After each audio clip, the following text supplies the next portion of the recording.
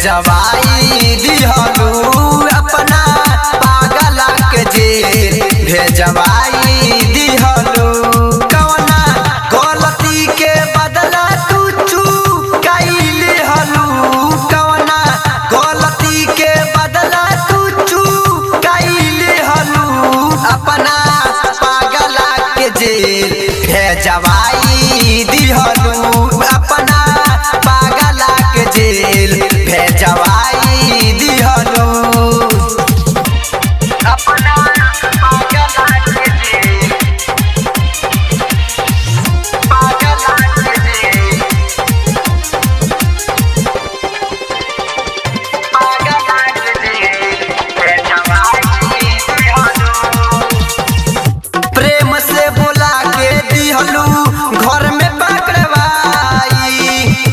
रसरी में बांध बड़ी मरले तोरा भाई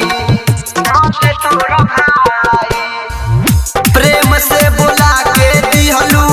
घर में पकड़वाई रसरी में बांध बड़ी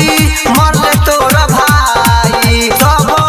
मुखिया सरपंच के बोलाई देलू सब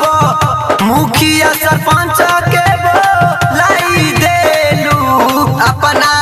पागला के जेल भेजवाई दिहलू अपना पागला के जेल भेजवाई दिहलू अपना पागला के जेल पागला के जेल हसन रिकॉर्डिंग स्टूडियो धनहा। पागला के जेल भेजवाई दिहलू